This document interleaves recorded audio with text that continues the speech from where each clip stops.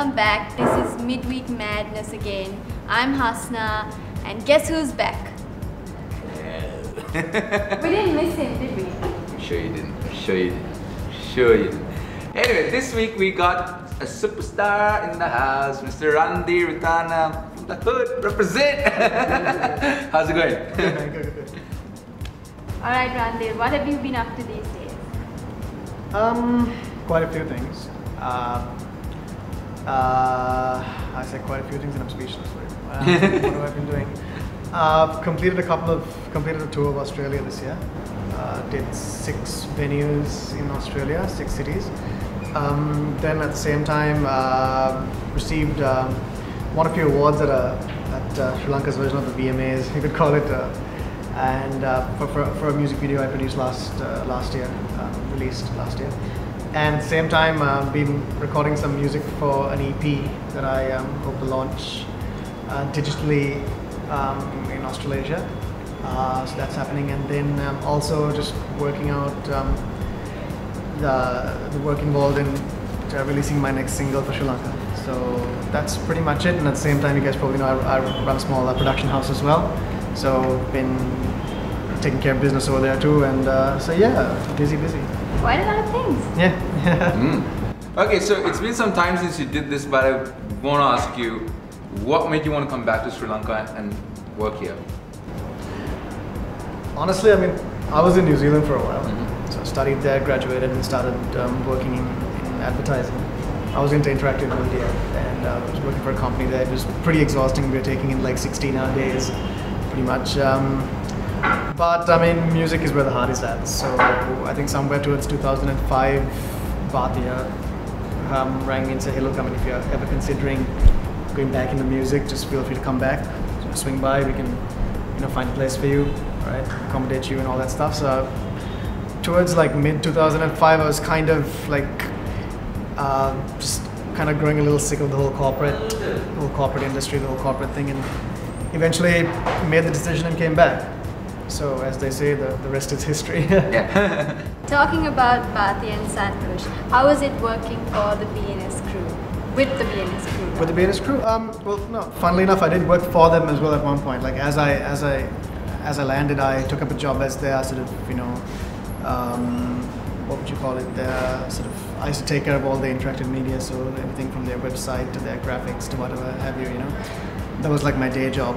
And then on the weekends we'd do gigs, and then every few months there'd be a tour somewhere in some foreign country. So did work for them for a while as well. Working with them is good. It's been a massive learning experience. Right? As in the first few years was just spent learning, really.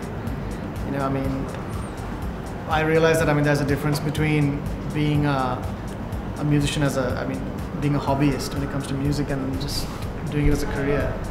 When you're doing it as a career, your entire sort of your perspective on it has to change. Then you have to think of it as you think of running a business.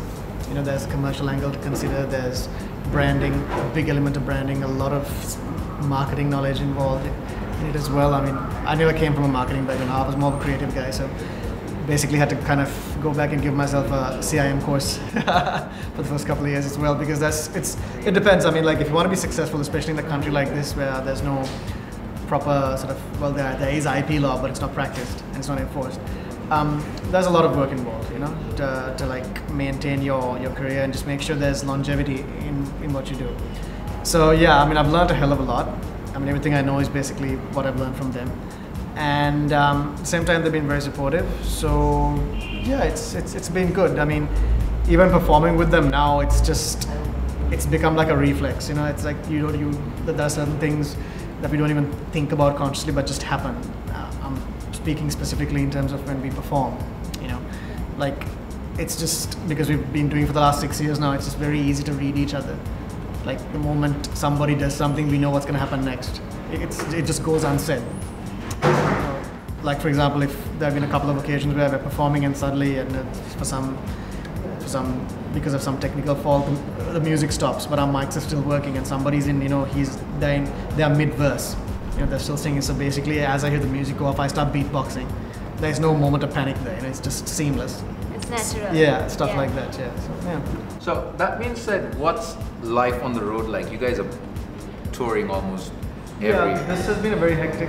There have been a lot of tours this year actually. Life on the road is all right. I mean, the only thing is you have to kind of train your body to deal with the whole the sleepless nights and the flights and stuff like that. Because for example, if you're playing, say, a tour promoter will book you to play mostly on the weekend, and they don't want to keep you any longer than they have to in that city, because the longer they keep you, the more they spend on you. They're gonna take care of you, feed you, clothe you, not clothe you, but they have to spend on your accommodation and all that stuff. So the operating costs are pretty high. What they want to do is they want to get you in, get you to perform, and get you out as quickly as possible as well. So if you take a weekend like Friday, Saturday, Sunday, how it usually works out is you play one city on Friday, another city on Saturday, and another city on Sunday. So that means Friday night you play, you catch a flight to the next city, or next country even sometimes. You land there Saturday morning or Saturday afternoon, you play that, and then that night itself you fly out again to it could be to a different country altogether to play on Sunday. So the weekends are pretty deadly, but you kind of have to I'm complaining about my hectic work schedule. For those 3 days, the weekend it's kind of nuts. Yeah. So you have to sort of compensate for your lack of sleep on the plane or something like that, or whatever. You learn to work around it. Alright, enough with the formalities. Yes. Enough being nice to this boy. He's a nice boy, but enough being nice to him. Ati deng. Udara mati. Kapala madamu deng.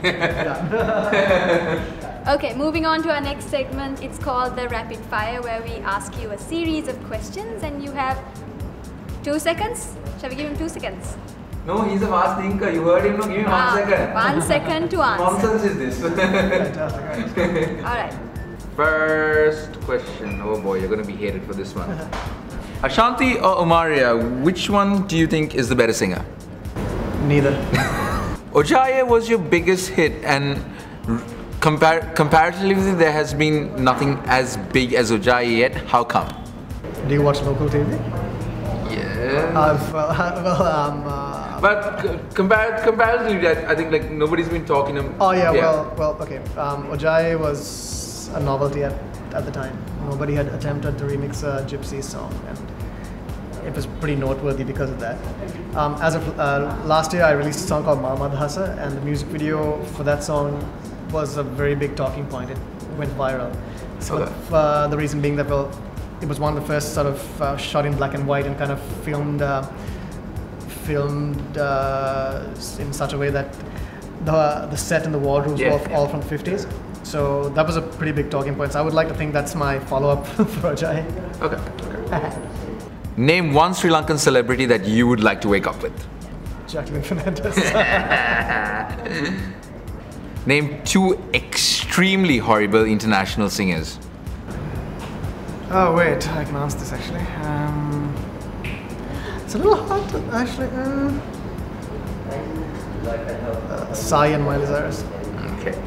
Out of those 2, which one would you rather wake up looking like? I'd probably wake up next to Miley, and I wouldn't in a million years want to wake up looking like Psy. Alright, second question. Bhatia or Santosh? Who's the better performer? Performer, I would say Bhatia. Strategy-wise, I'd say Santosh. How do you see yourself among all the other Sri Lankan rappers? Let's not lie here, you're definitely a class above the rest. No, well, I mean, just going by what people say about what other people say about me. I mean, they say I'm a pioneer. They say that, I was one of the first. So yeah, I'll go with that. That's fine. What is your guiltiest of guilty pleasures? Guiltiest of guilty pleasures. Oh, look, I mean, I'm not very much. I mean, I don't indulge a lot, but I mean, I drink a lot of coffee, a lot of caffeine. It keeps me going through the day. So probably not the healthiest thing, but yeah, I would say that. Who's the worst producer you've worked with? Thankfully, I have never had the misfortune of working with a bad producer. Because nothing. I mean, it cannot happen.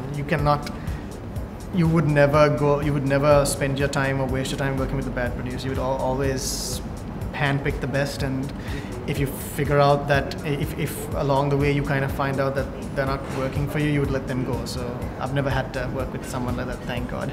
So you don't want to mention any names? I don't have any names. He's been very diplomatic. Now that I'm like to say, I don't have any names. I mean, everyone's been really good to me. Even the Bhatyan on this question, he was pretty easy on it, wasn't it? Very diplomatic. I like his laugh. It's a Peter Griffin kind of laugh. Alright, you survived the rapid fire and the year. Congratulations. Alright, done. Alright, so next round is called the first thing, and you're going to say the first thing that comes to your mind when I hear the word, yes, I get it. when I say local celebrities. Ashanti, One night stands. Jennifer Lopez, Iraj. producer. Bus music. I'm gonna use the word hit. Yeah, Tuk wisdom. irreplaceable. I'm really doing this just by the way. I'm not even thinking. Keep going. It's good. Alright, we're done. That's it. Yeah, That's it. You're done. You want more? You want more? We'll give you more. We'll give you No, more. we're good. Okay, the Daily Mirror. Legendary. Jesus Christ, where did that come from? Rehan. Journalist. Hasna. Journalist. Midweek Madness. Article. The club. Wrong! The club. Wrong, you're on the show. Ah, crap. Okay. He didn't know what he was coming in for. Oh boy. Oh well. Okay, what do you think about Betrayal. the club? The curve. This place, right? Swanky. Yeah. No, actually, you can plug it in somewhere. Hey, it's nice, man. I like the decor. A friend of mine from school actually manages it, so yeah. Ah. Yes. All right, you're done. Final thing for you to do. I feel sorry, you Lily. No, I think you should be doing this. Partners in crime. Okay. You gotta sing an R&B version of I'm a Little Teapot with the actions. I'm a little teapot. How does it go? I'm a little teapot, short and stout. This is my handle, this is my stout. When the water's boiling, hear me shout. Lift me up and pull me out. I'm a little teapot, short and stout. Here's my handle. Here's my Stout. snout. Stout. Stout. You gotta be for the action. When the water's boiling, Hear me shout. hear me shout. Lift me up and pour me. Pour me out? Yeah. Pour me out. Alright, so Randhir survived Midweek Madness with... Flying colors. We've toned the show down, no? We need to be a little more adventurous with these people. I Yeah. tell you. You guys are pretty kind to me. That's good. I don't know why I'm nice today. You've changed, Rehan. I think that little trip you took, yeah, that was it. Alright. 6 weeks does that to you. Yeah. Alright guys, time to go. It's honestly been a blast to be back, and Randhir, thank you so much for coming on the Hey, show. no worries at all. Big shout out to Curve. We finally got a sponsor on the show. How awesome is that? Beautiful place. You should come hang out here sometime. Bring your friends over. You won't regret it. Excellent. Yeah. Alright, Thanks. until next time, we'll see. Bye guys. Bye bye.